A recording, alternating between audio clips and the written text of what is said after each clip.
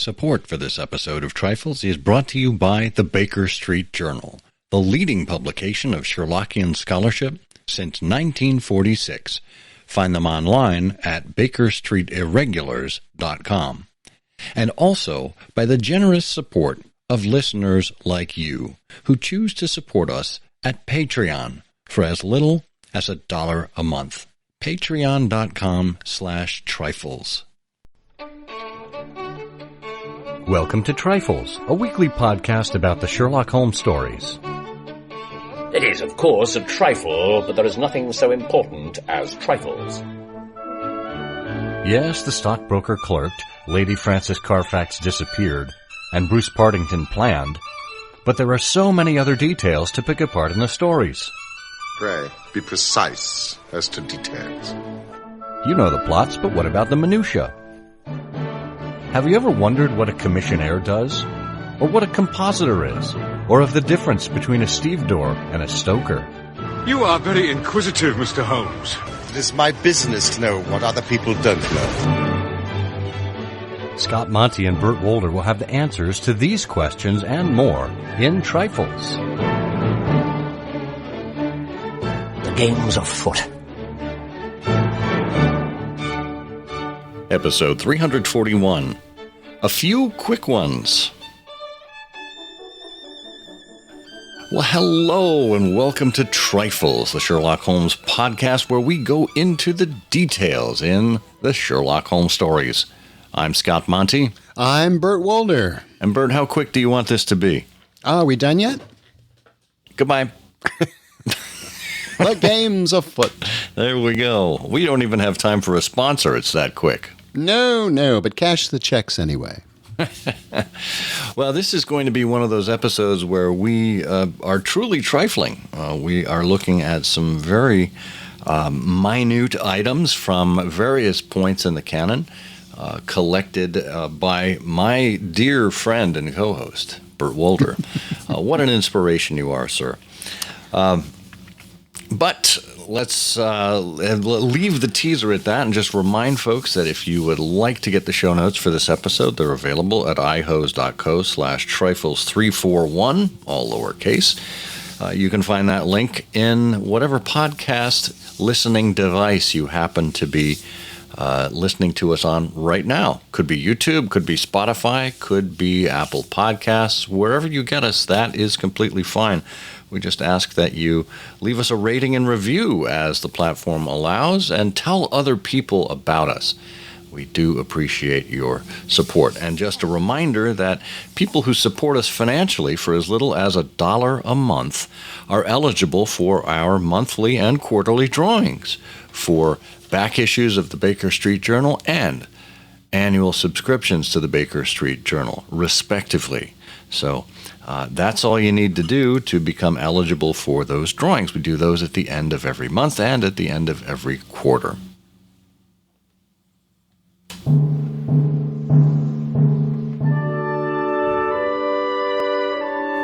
Well, we promised you a few quick ones, and I think we're going to do that. You know, I don't know if you recall, Burt, but when we first started this podcast 7 seasons ago, we promised people about 15 minutes of discussion on Sherlockian topics. And I don't know if you've noticed, but these shows have grown a little longer. I have noticed, yes. It's because, obviously, our keen minds continue to pull out interesting facts that we discover one after the other. And there's just so much content that the only way to make the show shorter is talk faster. Well, yeah, this is what happens when you get a little long in the tooth. Your shows get a little longer in the MP3, and we just tend to ramble. So, so we can either talk faster. People can put us on 1 1/4 or 1 1/2 speed on their podcast listening device, or we can simply be a little more succinct in our approach. And I think that's what we're going for in this episode: is the succinctness. Well, why don't we talk a little bit about being succinct? Okay, we're done. Well done. Oh, so topic 1.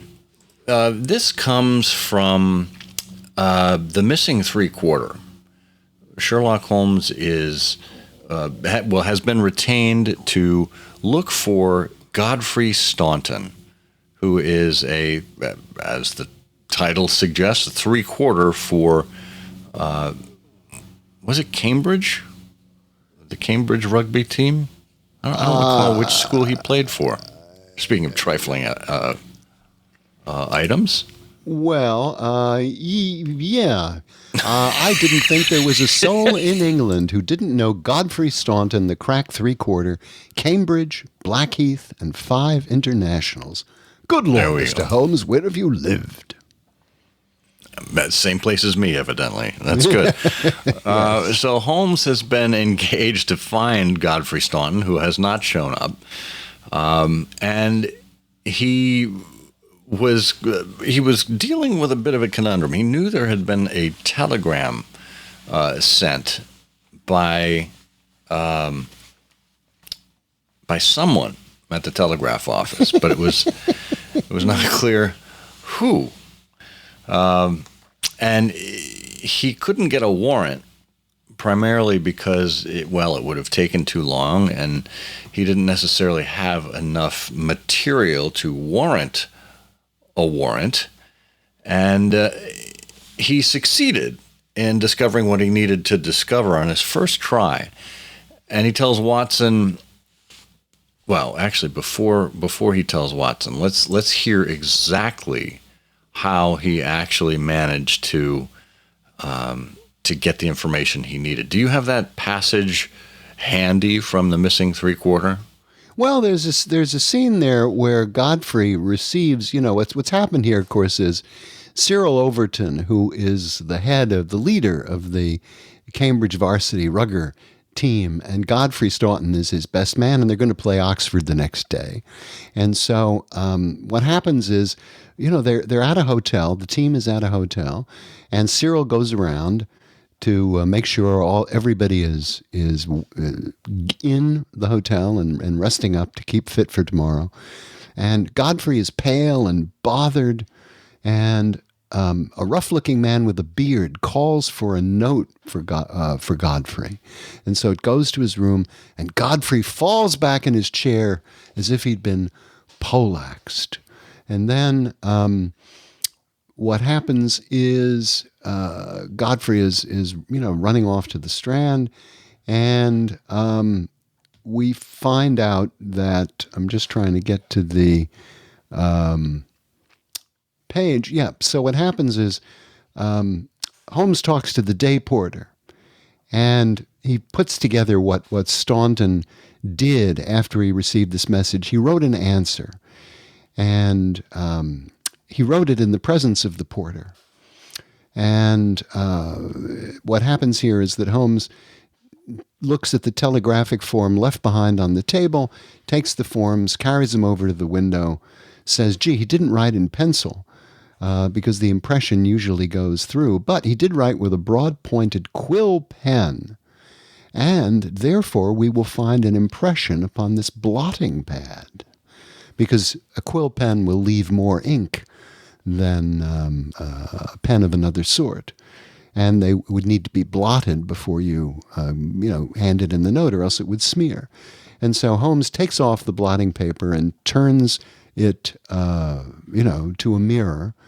And actually, he doesn't turn it to a mirror because the paper's thin.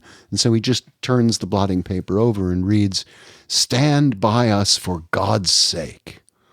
So that's the tail end of the telegram which Godfrey dispatched within hours of his disappearance. And this is the first mention of the telegram in the missing 3/4.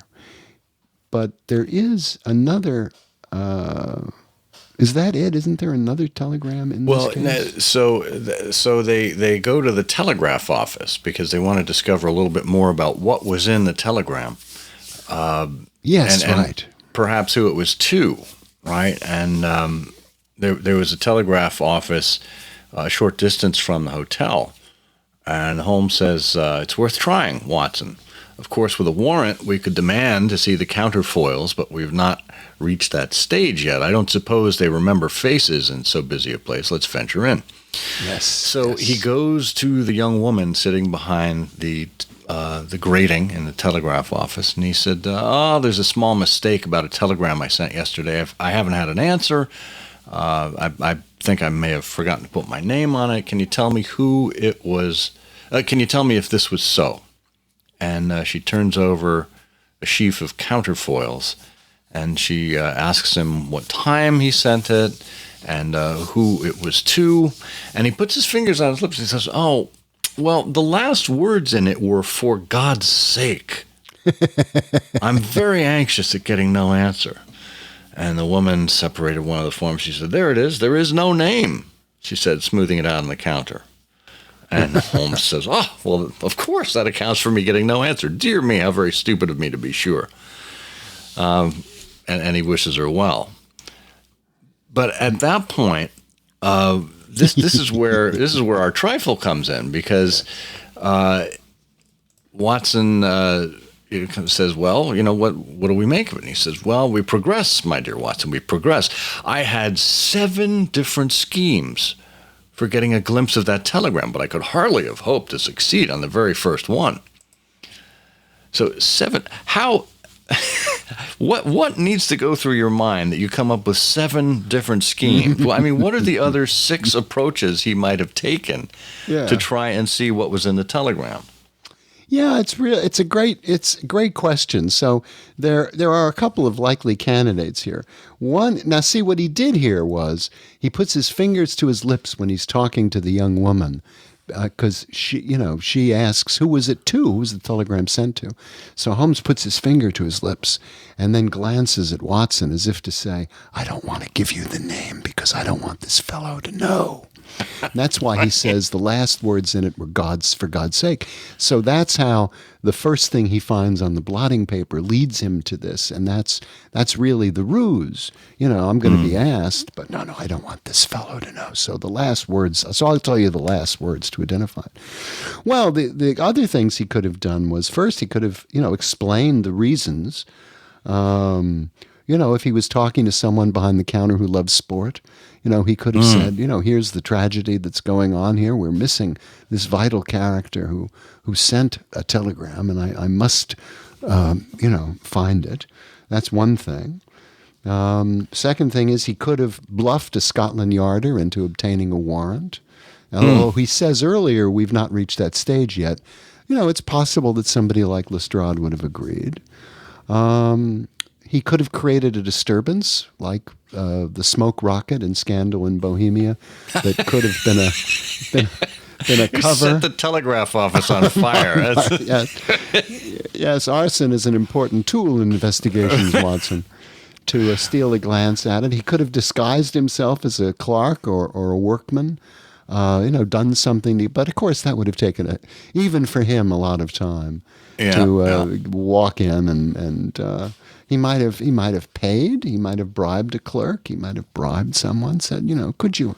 Here's a couple of quid. Could you help me out here? Well, as long as we're thinking along the criminal.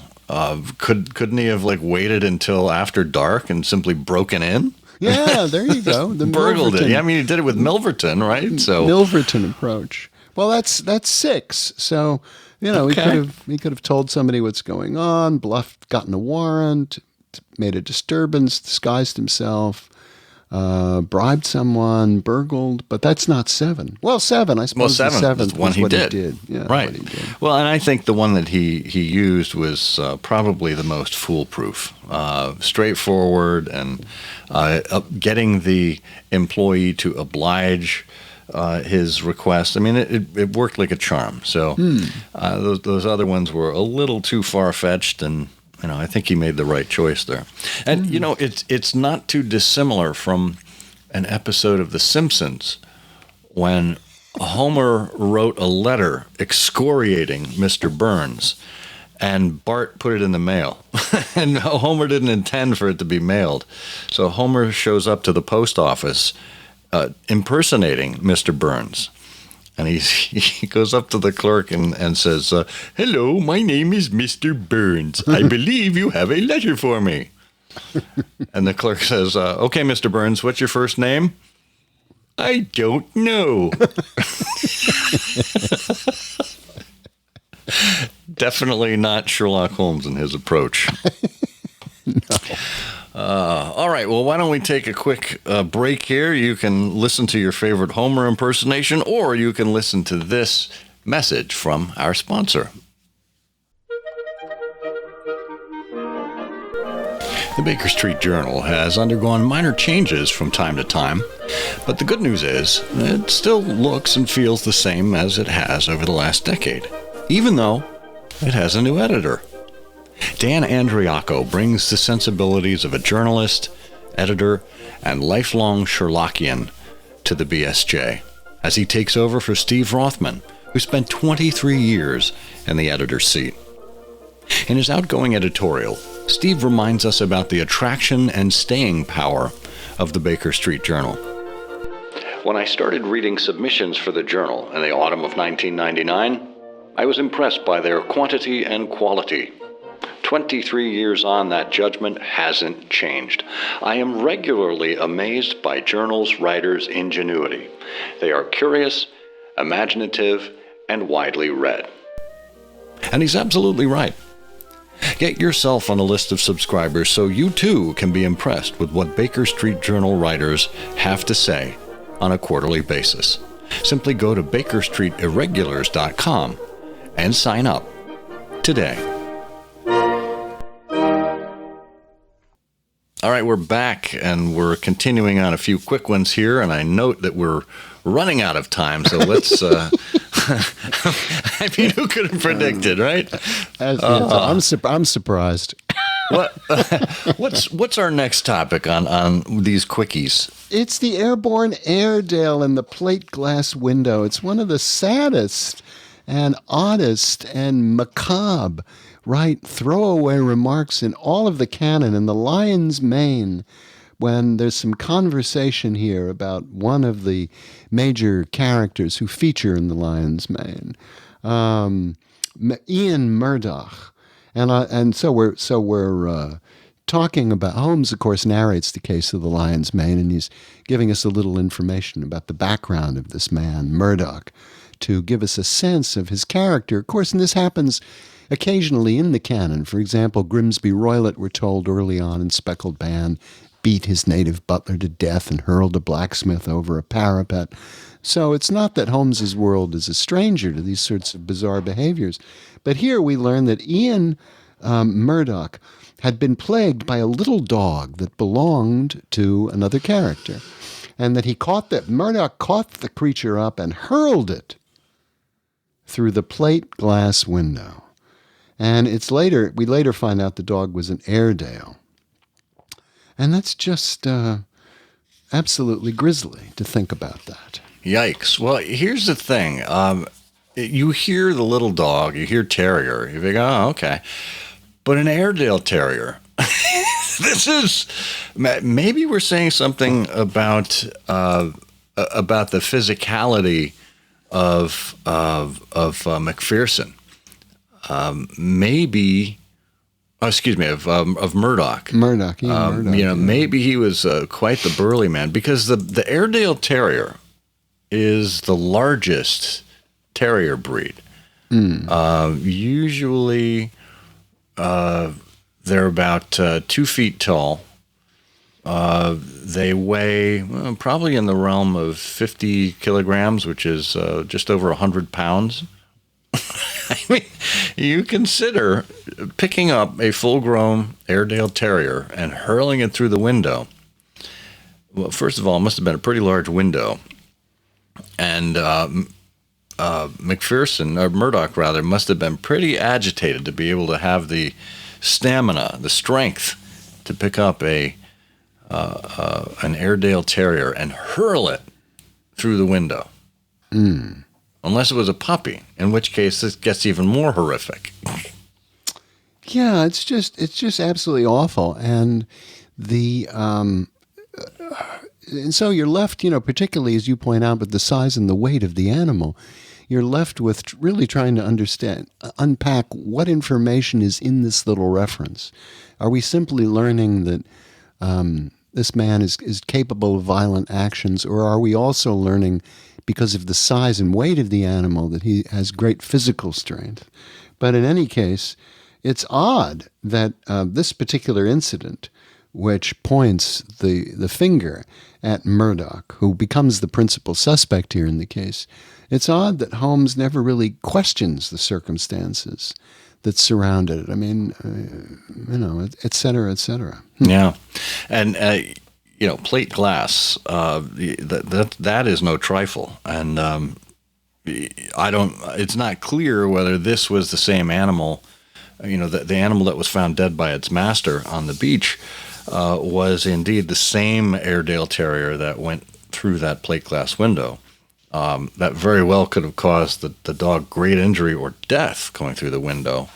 But at the same time, if the Airedale, large animal that it is, suffered so at the hands of the Cyanea capillata, then perhaps it is not unreasonable to think that it had been affected earlier in its life by some great physical trauma, like being hurled through a plate glass window. In other words, we know that McPherson had a weak heart, and that's why he succumbed to the jellyfish. Well, maybe the dog, similarly, because of this previous trauma, was in a weakened state and also died because of its interaction with the jellyfish. Well, whatever the circumstances are, Ian Murdoch has a lot to answer for.